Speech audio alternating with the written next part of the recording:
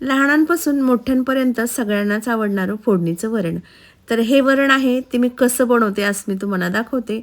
जराही वरण खाल्ल्याच्यानंतर ॲसिडिटी वगैरे काही होत नाही किंवा आम्लपित्ताचा त्रास होत नाही. तर आपण आहे ना वरण बनवण्यासाठी अगोदर अर्धी वाटी तुरीची डाळ घ्यायची, अर्धी वाटी मुगाची डाळ घ्यायची. नंतर स्वच्छ धुवून त्याच्यामध्ये शिजण्याइतपत पाणी टाकायचं. हळद, मीठ तसंच थोडंसं तूप देखील याच्यामध्ये टाकायचं आहे. तर तूप टाकल्यामुळे ॲसिडिटी अजिबात होत नाही आपल्याला. शिवाय ही डाळ आहे ना खूप मस्त मऊसर शिजली जाते. बघा इथं कुकरच्या 3 शिट्ट्या काढून घेतल्यात आणि थंड झाल्याच्या नंतर मी कुकर उघडलाय. मस्त डाळ फेटून घेतली आणि आता त्याला फोडणी देते. फोडणीसाठी पातेल्यामध्ये तेल टाकलं, नंतर मोहरी टाकली, जिरं टाकलं, लसूण टाकलेलं आहे, कढीपत्ता, लाल मिरच्या टाकल्यात 1-2-3, टोमॅटो टाकला, हिंग आणि हळद टाकली. आता हे सगळं साहित्य टाकून घेतलेलं मस्त व्यवस्थित मिक्स करून घ्यायचे.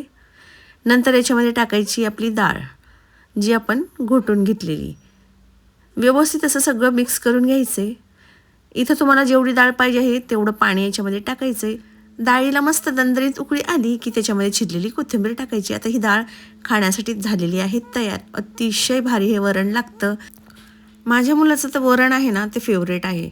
कुठलीही भाजी बनवली तरी त्याला वरण लागतं आणि हे अतिशय चवदार वरण आहे बरं का. याच्यामुळे अजिबात ॲसिडिटी वगैरे असा कुठलाच प्रकार होत नाही किंवा पित्त होतं बघा आपल्याला डाळ खाल्ल्याच्या नंतर, ते देखील होत नाही. तर मस्त याच्याबरोबर खाण्यासाठी छान असा गरमागरम इंद्रायणी तांदूळ मी शिजायला घातला आहे. हा इंद्रायणी तांदळाचा भात आहे ना खूप भारी लागतो. आणि आता प्लेटमध्ये मी सगळं काढून घेते बघा. खूप भारी हे वरण भात आहे. याच्यासोबत तोंडी लावायला एखादा पापड, लोणचं असेल तरी चालेल. भाजी नसली ना तरी देखील आपल्याला वरण आणि भात नुसता दिला तरी चालते. पण इथं मी भेंडीची भाजी बनवली, तसंच कोबीची भाजी देखील मी बनवलेली. त्याच्यामुळे आज वरण भाताचा बेत आहे ना तो खूपच मस्त झाला आहे आमचा. याच्यावरती खाताना तूप टाकलं ना तर वा काय मस्त लागतं. तर नक्कीच ट्राय करा आणि व्हिडिओ आवडला असेल तर लाईक, शेअर, त्याचबरोबर माझ्या चॅनलला सबस्क्राईब करायला विसरू नका.